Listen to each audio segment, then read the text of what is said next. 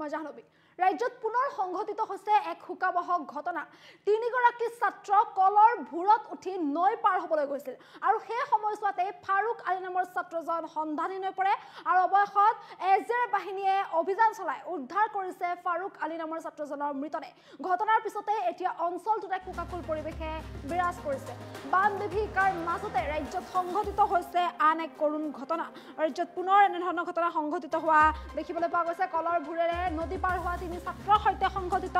ভয়ংকৰ ঘটনা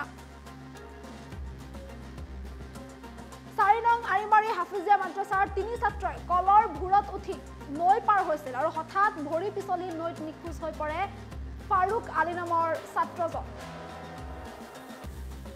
এজেএফে অভিযান চলাই উদ্ধাৰ কৰিছে কিশোৰটিৰ মৃতদেহ আৰু ছাত্ৰজনৰ মৃতদেহ উদ্ধাৰ কৰিছে এজেএফ বাহিনীয়ে গাঁওখনৰ লগতে পৰিয়ালৰ মাজত পৰিছে এতিয়া শোকৰ ছাঁ আৰু বান বিভীষিকাৰ মাজতে সংঘটিত হৈছে এই চাঞ্চল্যকৰ ঘটনা দলগত সংঘটিত হৈছে এই ঘটনা আৰু কলৰ ভুৰত উঠি মাদ্ৰাছাৰ তিনিগৰাকী ছাত্ৰ কলৰ ভুৰত উঠি তেওঁলোক নৈ পাৰ হ'বলৈ গৈছিল আৰু কলৰ ভুৰত উঠি নৈ পাৰ হ'বলৈ যাওঁতে ফাৰুক আলী নামৰ ছাত্ৰজনৰ ভৰি হঠাৎ পিছলি পৰে আৰু ভৰি পিছলি নৈত নিখোজ হৈ পৰে ছাত্ৰজন যেহেতু এতিয়া বান বিভীষিকাৰ বাবে বা এনেধৰণৰ মুখলধাৰ বৰষুণৰ বাবে প্ৰান্তে প্ৰান্তে এতিয়া নদ নৈসমূহ উপনৈ উঠা দেখিবলৈ পোৱা গৈছে জলপৃষ্ঠ বৃদ্ধি পোৱা দেখিবলৈ পোৱা গৈছে নদ নৈসমূহ ফেনে ফুটুকাৰে উপনৈ উঠিছে ইয়াৰ মাজতে মাদ্ৰাছাৰ এই তিনি ছাত্ৰ দলগাঁৱৰ মাদ্ৰাছাৰ এই তিনি ছাত্ৰ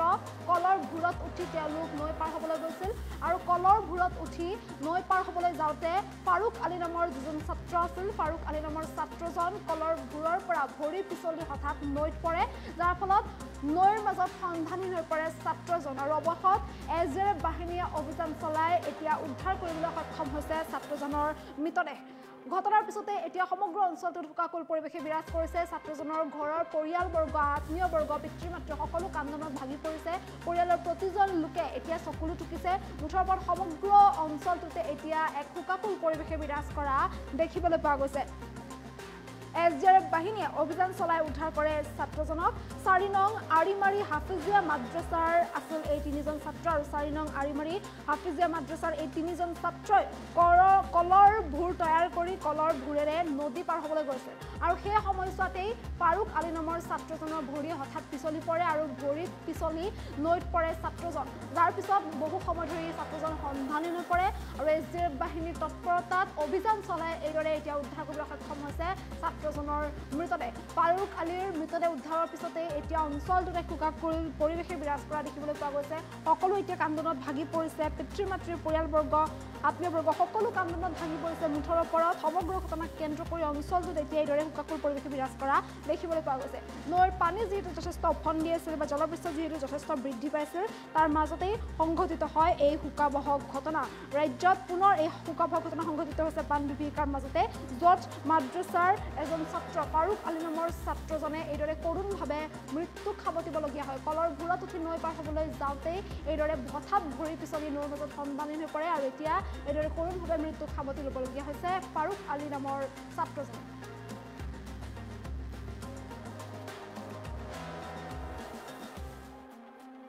দলগাঁও সমষ্টিৰ অন্তৰ্গত 4 নম্বৰ আৰিমাৰী গাঁও পঞ্চায়তৰ মানে হাফিজিয়া মাদ্ৰাছাৰ মানে তিনিগৰাকী ছাত্ৰ মানে নদী পাৰ হ'ব বিচাৰিছিল নদী পাৰ হওঁতে এগৰাকী মানে পানীত পৰি মানে নোহোৱা হৈ গৈছে এই খবৰটো ইয়াৰে স্থানীয় যুৱক অহেদ আলী নামৰ এজন ব্যক্তিয়ে মোক মানে খবৰ দিয়াৰ পিছত মই তাৎক্ষণিকভাৱে লগালগ SBFৰ লগত যোগাযোগ কৰিলোঁ SBFৰ মানে প্ৰশাসনীয় বিভাগৰ লগত যোগাযোগ কৰি ৰাতিতেই মানে যেনে তেনে এপাক আহি কিনে মানে পৰিস্থিতিটো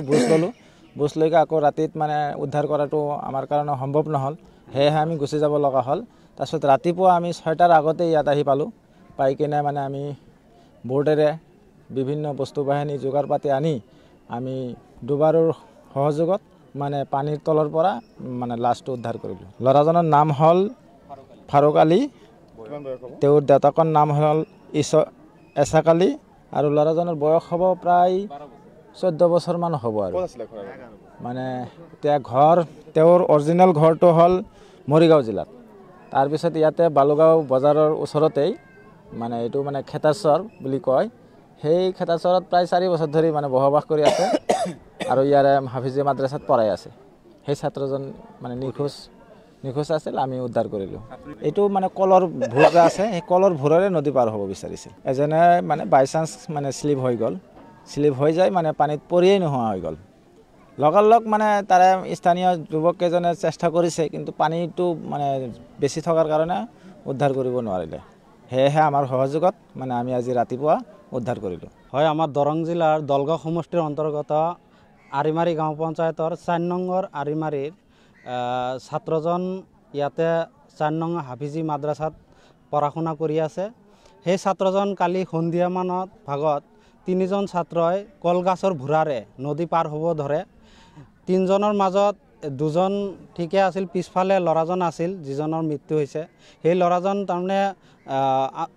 অটোমেটিক পানীত পৰি যায় স্লিপ কৰিছিল কিজানি পানীত পৰি যোৱাৰ পিছত আৰু ল'ৰাজনক আগফালৰ 2জন ল'ৰা যে আছিল ইহঁতে চাই পিছফালে নাই ল'ৰাজন তাৰপিছত গাঁৱৰ মানুহ বা তাতে মানুহ এজন আছিল মাতাৰ পিছত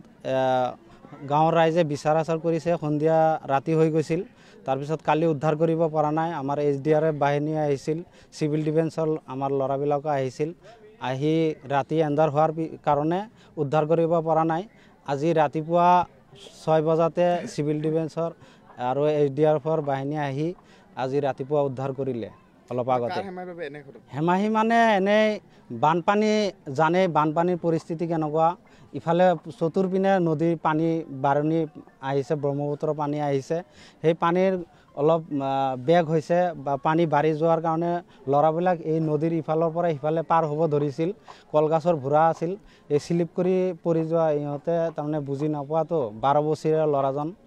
ভালকৈ বুজি পোৱা নাই বা সাঁতুৰিব জনা নাছিল এইটো এটা দুৰ্ঘটনা